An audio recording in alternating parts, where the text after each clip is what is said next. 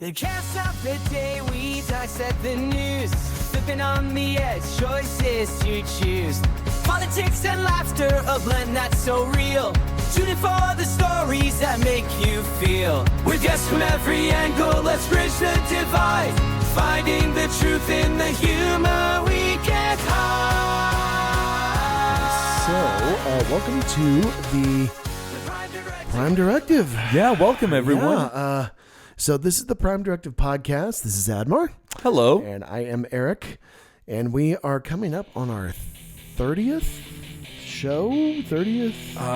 Close to 30th? Something Yeah, like close to, can you believe it? It's astounding. It's astonishing. Yeah. It's hard to fathom that in such a short period of time we were able to get to this particular point, because I feel like there's just always this interest to do things, and once you kind of get going and it becomes part of your everyday structure of your life, because everything you read about, everything you learn about, everything you want to learn more about is kind of converging, and it's literally becoming part of who you are and what you're going to talk about. Yeah. You become more curious and you become more interested in things. No, it is. And I think I've become a true believer in the idea that just talking through a lot of like what our experiences are is cathartic. It is therapeutic. It is de-escalating. It reduces stress. It helps me deal with the week. I think it helps you deal with the week. The hope is that for you, the viewer, it'll help you as well. Just kind of think through some things and hear our voices and just. Oh yeah! As soon as they hear as soon as they hear my voice, the first thing they're gonna do is just shout at their phones. Yeah. That lets them vent a little bit. It's fantastic. You damn European! No, but they're just gonna. But they're gonna make that connection that there are other people that think like they think and don't think like they think, and that there's a gigantic community of diverse, I said it, diverse. There's a diverse community of diverse opinions. Isn't that what the planet is? Diverse. Right? How many species? How many species of insect? We don't even know. Millions, billions. It's remarkable in the fact that we are just so stuck in this mental confine of just rigid rigidity of thought. Yeah, rigidity of thought that only humans can come up with. How nothing. It's like I am astonished that we even waste our freaking time over this kinds of nonsense. Right? It's like there are a lot of bigger fish to fry. Let's get on with it. Yeah, right. Give me a break. Well, and that leads us to I think this week's topic, right? Oh yes. So let me do the intro read, please, or would you like to read it this week? Okay, can I read it? Go yes, for please. It. All right. Well, welcome everybody to the Prime Directive podcast, a podcast with a bold mission to explore this strange new world by discussing a range of topics of interest to us. We ask that you join us to listen with an open mind and look with your human eyes, to thoughtfully interact and share your thoughts with us. We are seeking life forms willing to engage in respectful discourse. Yeah, trust me, it's been that kind of week. It's been that kind of day. Yeah. We put the civil back in civilization. Yeah, not civil war, and not. Nope. No, not hopefully. Oh, shit. The idea is that we keep talking to each other, and then we're not going to be killing each other, because as long as we're communicating like the Pink Floyd says, keep talking, right? The old song, keep talking. Then we're not going to descend into I was going to say, is that from the Division Bell? That is correct. That is sorry. right. Sorry. Bringing back the old hits. Yes. Welcome back to to our podcast, which is called the Prime Directive. Yeah, where we bring back the 70s. Bring back the 70s. Well, Floyd had some good stuff. He had Delicate Sound of Thunder and stuff. Right? It's quite The Wall. Well, that's right? a quintessential album. That's that was the Roger Waters days when. The group was extremely creative and expanding and talking about and doing drugs, and of course doing drugs. Nick Mason. They were. You mean 70s and 80s rock groups did drugs? No, and that is not an endorsement of drugs. Don't do drugs, kids. But just do you remember Dare? Yeah, well, yeah, I'm a school teacher, so I was gonna so say we've been through the whole DARE training and stuff, and then of course all the studies came out that was like it didn't help, it didn't hurt, it just was another program that was just there. it was. I thought it was well intentioned. It's well intentioned, as it usually. of course. is. Hell is paved with good intentions, right? The path to hell. No, but it was. The idea was to get kids off drugs, but the messages sometimes were very clunky and, you almost felt like you were in a cheesy, cartoonish, almost like representation of what people were going through and why people clearly choose drugs and other types of bad things from them because they want to escape pain, right? The idea is they want to get away from the pain they're in. And so to just, remember the old "just say no" stuff? It was like, oh. Well, wasn't that that's the 80s, Nancy 80s. Reagan's big initiative? Kind of like where we begin descending politically. We begin on that track during the Reagan era, really. Well, kind of like towards where we are now, I think, Yeah, but don't forget that it was during that era that we really went pretty hard against the middle class. Oh yeah. That was effectively the the initiation. That was the advent of we are going to do something about the middle class because they're apparently doing way too well, and we want some to do. Are you far familiar better. with Thom Hartmann? Yes. Hartmann's. He has some incredible books out there. The guy's a prolific writer. For you who don't know Thom Hartmann, you want to know who Thom Hartmann is. It's THOMM, I think, or double N's. Okay, now you're asking me to spell. Hartmann, I think it's double N's. He's on Democracy Now! And with Free Amy Speech Goodman? TV and things like that. And but he's got his own show and podcast. He's a prolific writer. I just finished one of his books, this Hidden History of the Second Amendment, and I was like, geez, I had no idea all the shenanigans that have gone on to warp the sense of gun ownership in this country and stuff. I mean, the first 4 words of the Second Amendment are a well-regulated militia. And yet what it's become over the years with the Supreme Court and the legal cases and how it's just been turned into this profit thing and how it's driving a lot of the violence in our society. And this actually comes from somebody who used to be a huge enthusiast. No, I Eric. would absolutely qualify in my teenage years as a gun nut. So I was convinced there was a coming war, and of course there might still be. I hope not. But no, it was weirdly connected to some of the religious stuff that I had gone down as a early teenager, 16, 15. I'm sorry, you religious? What? Yeah, I was in the seeking mode at that age, really deeply seeking, and of course, the more I read the Bible, every single time I opened that thing up, and I had a King James version, and so Jesus' words are highlighted in red, which is beautiful. That's the best part of that whole Bible, that version of the Bible versus, say, NIV. The best part of the King James is that all Jesus' words, so you could kind of like fast forward and just skip to the red. And so this character emerges in the New Testament that to me is maybe the world's first socialist. I mean, Jesus might be the first.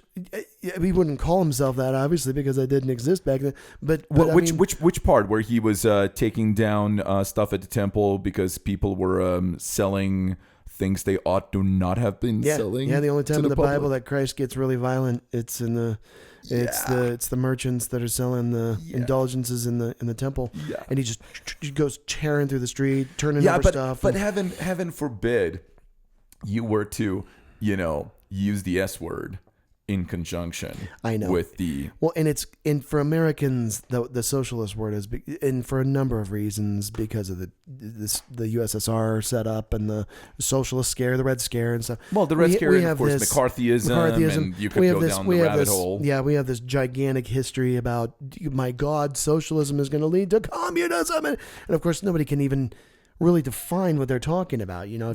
If you read Karl Marx, you realize very quickly, you're like, well, this has never happened. Yeah. There's never been Well, a it was communist. a completely There's- warped. That's the other thing too that really it's kind of interesting that we weren't going to talk about art, and here we are.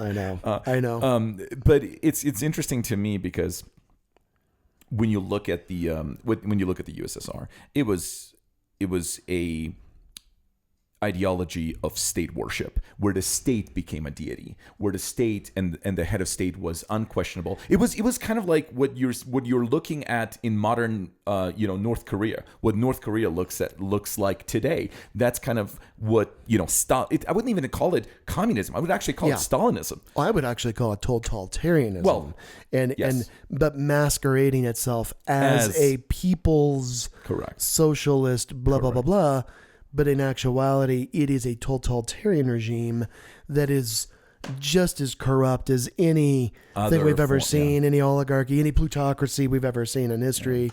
The Politburo and things like that. Yeah. They're sitting there with their spreadsheets, looking over they're talking about socialist revolution, and yet all the while they're like profiting in the backs of the smoky rooms and stuff. Yep. So I think there's an argument to be made that there's actually never been a communist or there's versions of socialism. I mean, there's many. If you go onto Wikipedia, I think there's 9 distinct forms, like yellow and there's, by the way, technocratic socialism. There's democratic socialism. There is. That's by the way, Europe is. Well, hell, Social Security is a form of democratic socialism. By the way, Medicare. Kyle was talking about this. I'm so glad you brought that up. Yeah. Kyle was talking about government programs, and especially in lieu of what is currently, or not in lieu, but like in light of what is currently happening right now. Yeah.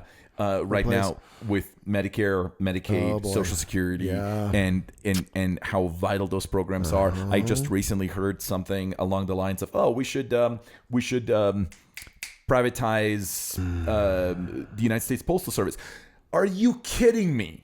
Are you suggesting that the one way for people to actually send and receive packages be nothing other than another profit structured system that is literally going to look at some of the rural areas of the country, which there are plenty, where a lot of people millions of people who rely on this service, where the profit motive can come in and say, you know what, I'm not going to deliver to you unless you're willing to pay me another 300% increase for me to, because you're kind of out of the way there, and I'm not going to go to your farming community. Are you kidding me? If there's one thing that is super important to consider is the fact how well the United States Postal Service actually functions. It's a service. It's a service. It's not meant to create or generate a profit. It's a service. In the same way that the United States military is not meant to generate a profit. It's a service. Although it does for defense contractors. For defense, that's a whole separate conversation we can have. We live in Colorado Springs, man. Well, I know, this but city is a gigantic. Yeah,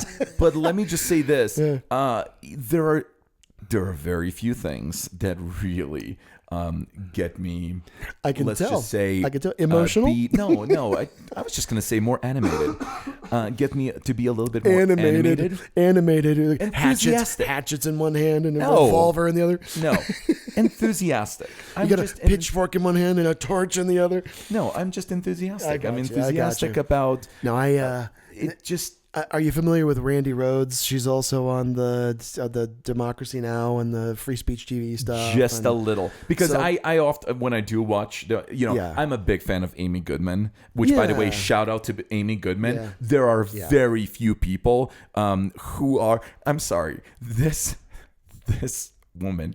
She, if someone were to look up in the dictionary what bravery looks like, there should be a picture of Amy Goodman. No, she's the truth seeker, truth teller, and the truth to power person who's basically just lived a life of service. Yes, and a secret of truth. And she's not a bazillionaire, millionaire, anything like that. She's just out for the ideals of democracy and Ryan justice. Grimm talks about that, by the way. Ryan Grimm apparently went with her, and they went somewhere in some war zone somewhere. Yep. And apparently he was like tagging along or something like that. And by the way, if I'm getting my names mixed up, correct me in the comment section, because I'm again totally open to being corrected. Yeah, I know. But I'm pretty sure it was Ryan Grimm talking about her, and he's like, I have never been so uncomfortable thinking to myself, why am I here, as being with her? Because she showed up apparently to one of these like, war-torn places, and she got to literally talk to some group who was perpetrating a lot of really bad stuff. And she's like, I'm here to see that leader. Yeah. And everybody's like, who are you? And she's like, I'm Amy Goodman. I'm here to report. I'm a reporter. With Democracy Now. With Democracy Now. And I'm here to report on that person. I've got an interview scheduled. And they're like, okay. She's like, no, make it happen. Go, go, go. Wow. And Ryan is like, I'm like looking around going, who is this woman? She's completely fearless. Well, she projects that power of purity and stuff. She's just like, and that can be infuriating at times, because there are times where I see the need for us to project power as a nation, and yet it is the irony of having, when I think of the Democratic Eagle, the office of the president, how it holds the leaf of peace, and yet it also holds the arrows arrows of war. Yeah, okay. the olive branch or whatever. But it has to hold both, right? And that's the ideal. Is that carrot and a stick? We have to, for us to exist like this, we still have to have weapons of war. We still have to have a machine. Look what's happening in Europe. That can be our military. That can be our sword. What's happening in Europe. Europe right now is basically going, all right, we got to take care of. We're going to arm up. Isn't it interesting that every action results in an equal and opposite reaction? Yeah. The universe is like this, right? So America drops, right? We're fading. In many ways, we are fading. Not as an economic superpower. We're still. We need to take a look at our GDP. We need to take a look at our economic indicators, like Scott Galloway talks about. My God, we just, even with the stock market tanking, and man, is it tanking? Holy shit!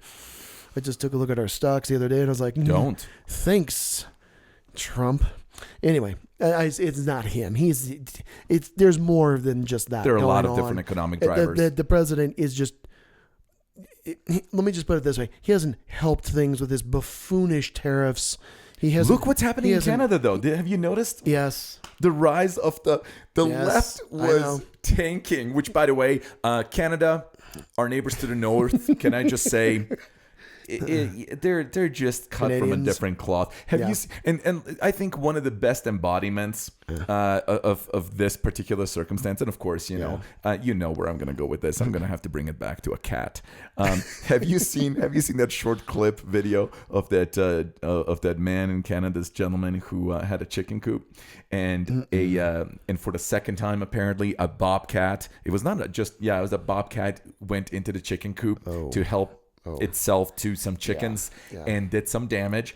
So you would think this man would be like, all right, I'm going to hunt this thing down. Yeah. Instead, he catches the bobcat with his hands or whatever. So he's holding it up by the scruff of his neck.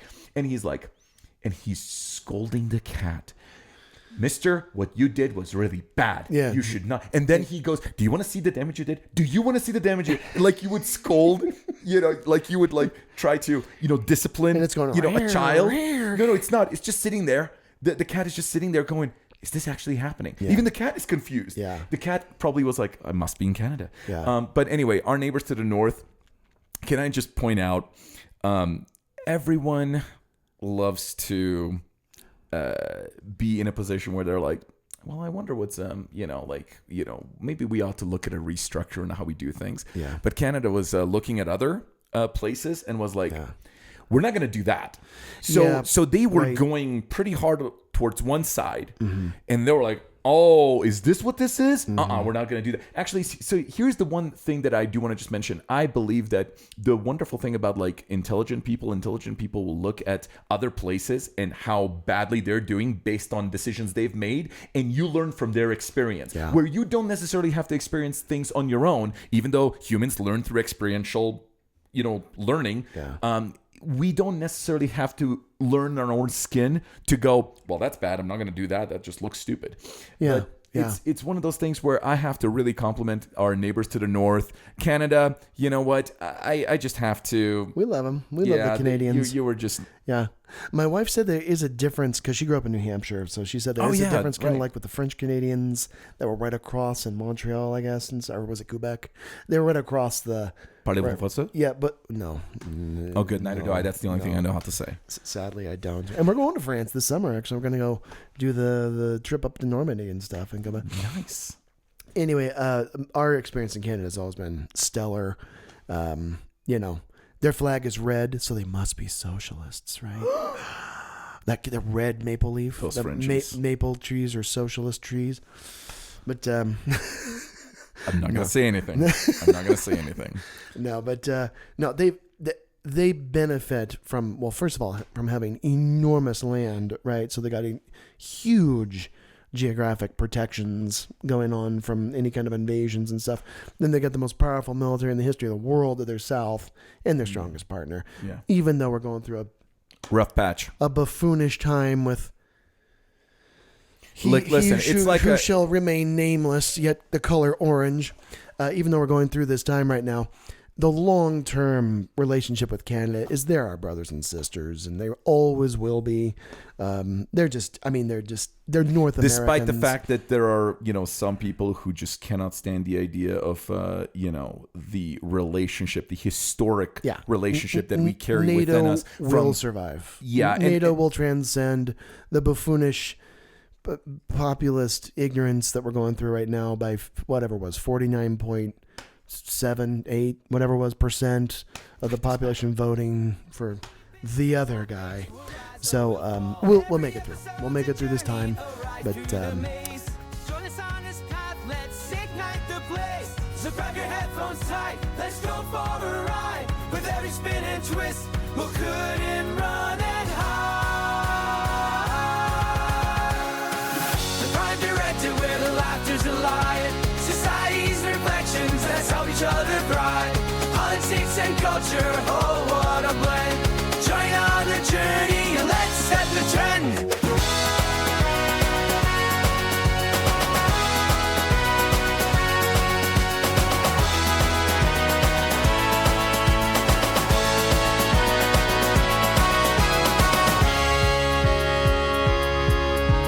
So as we close the chapter, lend us your ear. The Prime Directive's calling, so let's pass that beer.